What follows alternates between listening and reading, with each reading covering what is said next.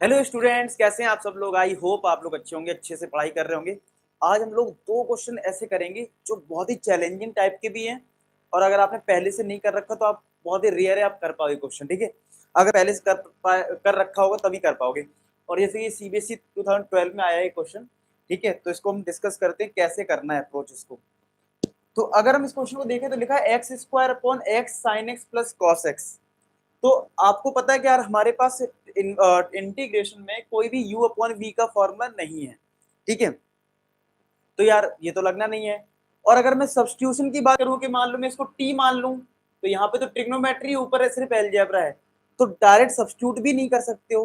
तो बस अगर डायरेक्ट सब्स्टिट्यूट नहीं होगा तो फिर दिक्कत तो आनी है, क्योंकि u अपॉन वी का कोई फॉर्मूला नहीं है और t आप ले नहीं पा रहे हो। तो इसलिए चैलेंजिंग थोड़ा सा हो जाता है, लेकिन इसमें सब्स्टिट्यूशन लगना है। लेकिन लगना कैसे, वो थोड़ा सा आपको क्लियर करना पड़ेगा, वो सारी चीजें आपको समझनी पड़ेंगी। जैसे अगर मान लो इस क्वेश्चन में अगर मैं नीचे वाले पार्ट को t ले लेता हूं, जैसे x sine x plus cos x को अगर मैं t मान लूं तो क्या होगा, पहले ये चेक कर लेते हैं जरा। तो अगर मैंने इसको t लिया तो आपको पता है डिफरेंशिएट करना होता है, तो इसमें x साइन x में क्या लग जाएगा, प्रोडक्ट रूल लग जाएगा ना x साइन x में। तो आपको पहले x साइन x में क्या करना है, प्रोडक्ट रूल अप्लाई कर देना है x साइन x में। तो आप वो कर लीजिए। पहले तो x बाहर आ गया, साइन x का differentiation cos x plus sign x बाहर आ गया, x का डिफरेंशिएशन 1 यानी ये आएगा, और cos x का डिफरेंशिएशन माइनस साइन x, ये dx इक्वल टू dt यही आएगा। साइन x से साइन x कट गया तो फाइनली आ गया x cos x dx equal to dt।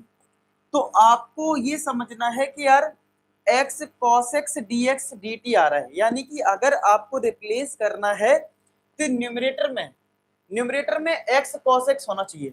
आपको ये चीज समझ में आनी चाहिए कि न्यूमरेटर में x cos x का होना जरूरी है, लेकिन हमारे पास तो नहीं है। तो अगर मैं थोड़ा सा मतलब चेंजेस करूं, चेंजेस मतलब कि जो मेरा क्वेश्चन है ना एक्स स्क्वायर को क्या मैं एक्स इंटू एक्स लिख सकता हूँ, मतलब एक्स स्क्वायर ही आएगा। नीचे मेरे पास है x plus sine x plus cos x का होल स्क्वायर। तो आपको ये दिमाग लगाना है कि अगर आपको ये सब्स्टिट्यूशन करना है तो ऊपर आ जाना चाहिए एक्स कॉस एक्स। तो एक्स तो है मेरे पास कॉस एक्स नहीं है, तो मैंने अगर ये कॉस एक्स ले लिया तो फिर इंटीग्रेशन पॉसिबल हो जाएगा, क्योंकि सब्स्टिट्यूशन हो जाएगा। तो अगर किसी क्वेश्चन में आपने cos x से मल्टीप्लाई करा तो एडजस्ट करने के लिए आपको cos x से क्या करना पड़ेगा, डिवाइड करना पड़ेगा, और dx। अब आप ध्यान से देखो, मैंने क्वेश्चन को थोड़ा सा चेंज कर दिया है। चेंज मतलब एक तो मैंने cos x से मल्टीप्लाई करा, डिवाइड कर लिया एडजस्ट करने के लिए, और x into x, x square ही होता है तो एक्स स्क्वायर ही था क्वेश्चन में। ऐसा किया क्यों तुमने, इसलिए करा कि भैया जिससे कि यहाँ पे क्वेश्चन सॉल्व हो पाए। अभी भी बात खत्म नहीं हुई है, अब इसके आगे क्या करें। तुम्हें पता है कि यार ये वाला पार्ट, अगर मैं पर्टिकुलर इस पार्ट की बात करूं, इस पार्ट की, इसका इंटीग्रेशन पॉसिबल हो जाएगा। क्यों, अगर मैं इसको ना देखूं, अगर मैं इसको ना देखूं तो अगर मैं नीचे वाले पार्ट को t मान लूं तो ऊपर वाला पार्ट तो रिप्लेस हो जाएगा x cos x, और नीचे क्या आ जाएगा, t स्क्वायर आ जाएगा ना। तो यानी ये प्रॉब्लम कर रहा है। तो यानी कि तुम्हारे पास कहीं ना कहीं दो फंक्शन है। कितने फंक्शन है, दो फंक्शन है। और अगर दो फंक्शन है तो आपको प्रोडक्ट रूल यानी बाई पार्ट्स रूल लगाना पड़ेगा। अब मैं आपको जरा बाई पार्ट्स रूल का फॉर्मूला याद दिला दूं, अगर आप भूल गए तो। बाई पार्ट्स का फॉर्मूला है u into v d x, जिसमें u बाहर आता है, v का इंटीग्रेशन होता है माइनस, ठीक है, minus integration differentiation of u integration of v, और इस पूरे का इंटीग्रेशन, ये तुम्हारा बाई पार्ट्स होता है। और ये बाई पार्ट्स जब आपने सीखा होगा तो आपने ये भी सीखा होगा कि बाई पार्ट्स में आइलेट रूल फॉलो होता है। आइलेट रूल मतलब पहले इनवर्स वाला फंक्शन आता है, फिर लॉग वाला फंक्शन आता है, फिर अलजेब्रा आता है आपका, फिर आपका ट्रिग्नोमेट्री आता है, और फिर एक्सपोनेंशियल फंक्शन आता है। यही आपने सीखा है, यही आपने सीखा ना, इनवर्स, लॉग, अलजेब्रा, ट्रिग्नोमेट्री और एक्सपोनेंशियल फंक्शन, ये आपने सीखा है। तो आपको ये चीज समझनी पड़ेगी कि यार यहाँ पे तो यार इस फंक्शन को अगर मैं u मानूं और ये v मानूं तो दिक्कत है, क्योंकि इसमें भी अलजेब्रा और ट्रिग्नोमेट्री मिक्स है, इसमें भी अलजेब्रा ट्रिग्नोमेट्री मिक्स है। तो u और v हम कैसे डिसाइड करें। तो यहाँ पे आपको एक इंटरेस्टिंग चीज सीखने को मिलेगी, पता क्या, कि आइलेट रूल लगाना होता है, अच्छी बात है, लेकिन ये कोई कंपलसरी रूल नहीं, मतलब आइलेट लगाना होता है नॉर्मली क्वेश्चंस में, लेकिन आइलेट रूल का पर्पज क्या था वो समझ में आना चाहिए। आइलेट रूल का पर्पज ये था कि आपको v वाला फंक्शन वो लेना है जिसका इंटीग्रेशन आपको लगता है कि आप कर लोगे, मतलब जिसका इंटीग्रेशन आप कर लोगे वो v है। तो ये आइलेट रूल सिर्फ इसी, मतलब एक्चुअली क्या होना था, हमें करना था दो फंक्शन में इंटीग्रेशन, तो आइलेट रूल इसलिए बना दिया गया कि जिससे कि हम इजीली डिसाइड कर पाए कि इंटीग्रेशन किसका हम निकाल सकते हैं इजीली, तो इसीलिए इसको डिफाइन कर दिया गया आइलेट। लेकिन अगर मतलब किसी क्वेश्चन में आइलेट रूल समझ में नहीं आ रहा कि भाई आइलेट कैसे लगेगा, तो आपको इस पे फोकस करना है कि यार किस फंक्शन का मैं इंटीग्रेशन कर सकता हूं, वो मेरे लिए v है।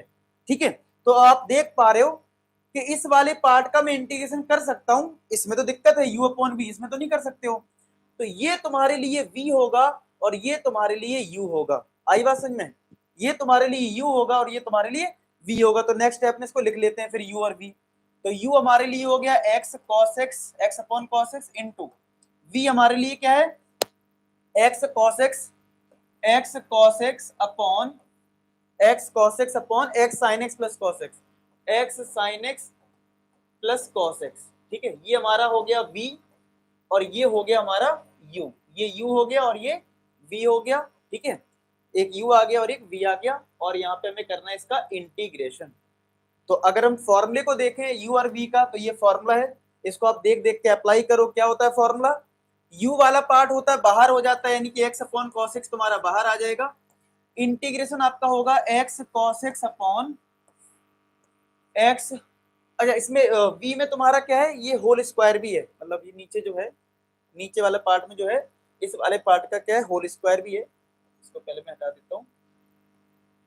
ठीक है, नीचे वाले पार्ट का होल स्क्वायर कर लो इधर, ये तुम्हारा v है। ठीक है, चलो, तो अब x cos x upon x sin x plus cos x का होल स्क्वायर dx, फॉर्मूले के अकॉर्डिंग यही होता है। देखो फॉर्मूला चेक करते रहो, u बाहर v का इंटीग्रेशन माइनस, अब माइनस लगाना पड़ेगा, डिफरेंशिएशन किसका करना पड़ेगा, डिफरेंशिएशन करना पड़ेगा u वाले पार्ट का, यानी x अपॉन cos x का हमें डिफरेंशिएशन करना होगा, इंटीग्रेशन करना होगा x cos x, मतलब सेम चीज लिखनी होती है, x sin x plus cos x का होल स्क्वायर। ठीक है, dx, और जो भी ये रिजल्ट आएगा इस पूरे का इंटीग्रेशन। ठीक है, काफी कॉम्प्लेक्स सा लग रहा होगा यार, इतना सारा करना है। ठीक है, बिल्कुल करना पड़ेगा। अब कुछ चीजें एक काम करते हैं, अगर मैं इसका इंटीग्रेशन यहीं करने बैठूंगा तो हो सकता है आपको थोड़ा लेंदी सा लगे। ठीक है, तो एक काम करते हैं, पहले से इसका इंटीग्रेशन करके रख लेते हैं और यहाँ पे सब्स्टिट्यूट कर देंगे, सेम डिफरेंशिएशन कर लेते हैं और फिर यहाँ पे सब्स्टिट्यूट कर देंगे, इसको यहीं छोड़ देते हैं। कुछ कैलकुलेशन हम पहले से कर लेते हैं, जैसे हमें इंटीग्रेशन करना है किसका, x cos x का upon x plus sign x plus cos x का होल स्क्वायर का, इसका हमें इंटीग्रेशन करना है, ये निकाल के रख लो, फिर यहाँ पुट कर देंगे और यहाँ पुट कर देंगे, और डिफरेंशिएशन भी निकाल के रख लेते हैं पहले से। ठीक है, चलो इसका इंटीग्रेशन करना है। तो ये चीज तो पीछे से भी पता है मुझे कि अगर मैं नीचे वाले पार्ट को t मानता हूं तो ऊपर वाला पार्ट जो है वो dt से रिप्लेस होता है, तो इसका मतलब ये बन जाएगा dt अपॉन, ये वाला पार्ट अगर t है तो ये t का स्क्वायर हो गया। अब ये सॉल्व कैसे होगा, ये बन जाएगा t की पावर -2। अब x की पावर n का फॉर्मूला क्या होता है, x की power n plus 1 upon n plus 1 plus का c। अब इसको थोड़ा सिंप्लीफाई कर लो, ये तुम्हारा आ जाएगा t की पावर -1 अपॉन -1 प्लस का c। ठीक है, हालांकि c तो हमें एक लास्ट में लिखना होता है, तो मैं लिख दे रहा हूं, लेकिन बाद में c लिखूंगा नहीं इधर। ठीक है, क्योंकि कांस्टेंट हमें पूरा इंटीग्रेशन के बाद एक लिख देना होता है। ठीक है, तो मेन हम क्या हो गया, तो ये माइनस का 1 आया, माइनस का 1 ऊपर पहुंच जाएगा और t की पावर -1 क्या हो जाएगा, 1 अपॉन टी, तो फाइनली ये आ गया -1/t। और अगर और सिंप्लीफाई करके लिखूं तो माइनस का 1 अपॉन टी की वैल्यू है हमारे पास x sin x plus cos x plus का c, यहां लिख रहा हूं लेकिन वहां नहीं लिखा। ठीक है, चलो, यानी इस वाले पार्ट का इंटीग्रेशन मेरा ये आ गया माइनस का 1 अपॉन दिस। इसको चेक कर लीजिए, अभी मैं इसको सब्स्टिट्यूट करूंगा। अब मुझे जरूरत है डिफरेंशिएशन वाली पार्ट की, इसको भी जरा करके देख कर लेते हैं कितना आ रहा रिजल्ट। ठीक है, अब डिफरेंशिएट करके रख लो x अपॉन cos x को, तो डिफरेंशिएशन में क्या हो जाएगा, u अपॉन v का फॉर्मूला अप्लाई हो जाएगा।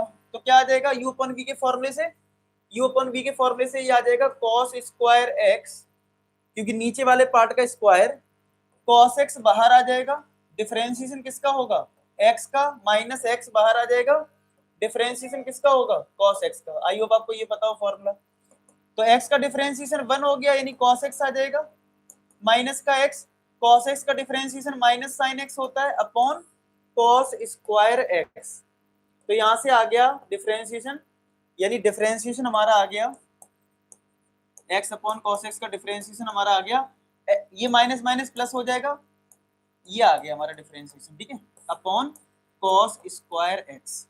अब आप इंटीग्रेशन और डिफरेंशिएशन की वैल्यू वहां सब्स्टिट्यूट कर दो। अच्छा एक चीज और मैं बता दूं, आप लोग क्लास 12th में है तो मैंने आपके लिए एनसीईआरटी के इंपॉर्टेंट क्वेश्चंस अपलोड कर दिए हैं, मार्क्स बूस्टर एक असाइनमेंट है, जैसे आप रेफरेंस बुक यूज करते हो, फॉर्मूला डाल दिए सारे, 1 शॉट वीडियो अपलोड कर दिए हैं, आप यहाँ से अच्छे से पढ़ाई करो। क्लास 10 12 का सीक्रेट फोल्डर है, लिंक इसकी डिस्क्रिप्शन में, आराम से आप यूज करें इस चीज का, ठीक है।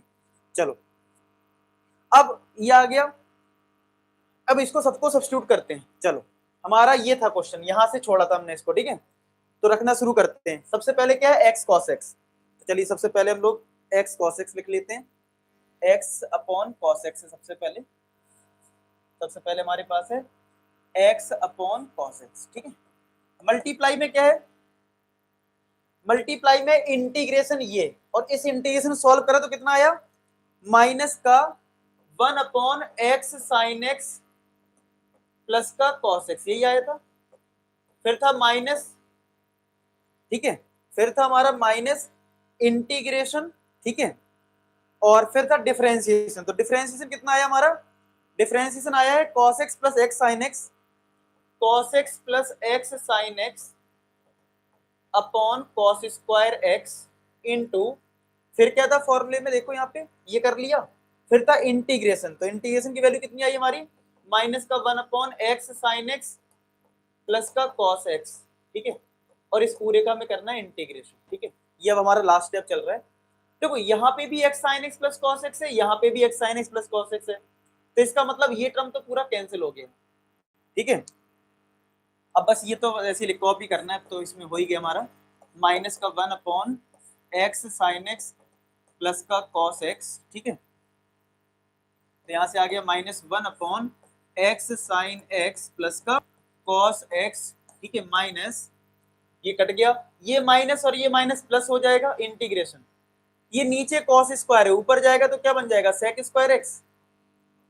अब sec स्क्वायर का इंटीग्रेशन क्या हो जाएगा tan x, क्योंकि tan x का डिफरेंशिएशन sec स्क्वायर x होता है, तो यहाँ पे आ जाएगा tan x और प्लस का c आ जाएगा, और ये चीज ऐसे ही लिख दो, यानी x upon cos x bracket में minus 1 upon x sin x plus का cos x, ये आपका आ जाएगा आंसर, ठीक है। आई होप आपको क्लियर हो गया होगा, एक बार फिर से देख लेना इस वीडियो को तो आपको और क्लियरिटी आ जाएगी। अब आते हैं जरा नेक्स्ट क्वेश्चन पे, ये बड़ा अच्छा क्वेश्चन है, ये भी सीबीएसई 2010 का क्वेश्चन है, ये रिसेंट में भी आया, लेकिन मुझे सीबीएसई 2010 में लिखा था, लेकिन ऐसा रिसेंट में भी आया, मतलब 4-5 साल पहले की भी आया है, ऐसा नहीं कि 2010 का है। चलो इसको देखते हैं, इसके सॉल्यूशन पे बात करते हैं। ये थोड़ा ट्विस्टेड फॉर्म में है, ठीक है, इसमें वो एक फॉर्मूला यूज होने वाला है, मैं पहले से लिख देता हूं, e की पावर x ब्रैकेट में अगर F x plus F dash x है, तो इसका जो आंसर होता है वो e की power x into f x plus c होता है। आई होप आपको ये फॉर्मूला पता हो कि कभी अगर इस फॉर्मेट का कुछ आ जाए, मतलब e की पावर x आए और ब्रैकेट के अंदर कोई फंक्शन हो और इसका डिफरेंशिएशन हो, तो उसका जो आंसर होता है वो होता है e की power x into f x plus c, ठीक है, ये उसका आंसर होता है। तो ऐसे क्वेश्चन को देख, अब तो आप कहोगे सर इसमें तो कहीं है ही नहीं e की पावर x, आपने पहले से एक फॉर्मूला लिख दिया, तो अभी आएगा। देखो इसमें क्या है, सीधी बात है, log x का डायरेक्ट फॉर्मूला हमारे पास है भी नहीं, ठीक है, पहली चीज, और अगर log x का आप निकाल भी सकते हो आइलेट रूल से, तो वो यहाँ पे इसके अंदर जो log x है ना, ये प्रॉब्लम करेगा, तो इसीलिए जो जो प्रॉब्लम करने वाला log x है ना, इसको हम t मान लेते हैं इस क्वेश्चन में, log x को क्या मान लेते हैं, t। अच्छा जब t मानते हो तो डिफरेंशिएट करते हो, लेकिन डिफरेंशिएट करने से पहले एक काम करना पड़ेगा इस क्वेश्चन में, log x को t माना तो यहाँ पे बेस जो है वो e है, आपको एक log की प्रॉपर्टी लगानी पड़ेगी। अब आपको सर कौन सी प्रॉपर्टी, तो प्रॉपर्टी ये होती है, इस log को अगर मुझे हटाना है तो लॉग की प्रॉपर्टी ये होती है, बेस जो यहाँ पे लिखा हुआ है लॉग में, बेस की पावर राइट हैंड साइड यानी ई की पावर टी जो है वो इस एक्स के बराबर आ जाता है। ये लॉग की प्रॉपर्टी है। क्या है लॉग की प्रॉपर्टी, फिर से सुनो, जो बेस होता है बेस की पावर राइट हैंड साइड यानी कि ई की पावर टी, ये ई की पावर टी किसके बराबर होता है, एक्स के बराबर होता है। ये एक्स के बराबर होता है, एक्स इक्वल टू ई की पावर टी होता है आपका। ठीक है, एक्स जो होता है वो किसके बराबर होता है, ई की पावर टी के बराबर होता है। एक्स आ गया ई की पावर टी के बराबर। ठीक है, अब आप क्या करो, डिफरेंशिएट कर दो। अब आप क्या करो, डिफरेंशिएट कर दो। ठीक है, तो भैया हमने डिफरेंशिएट करा तो dx आ जाएगा क्या, e की पावर t dt, ये आ गया e की पावर t dt। अब आपको रिप्लेस करना है, देखो अब आ गया e की पावर t dt।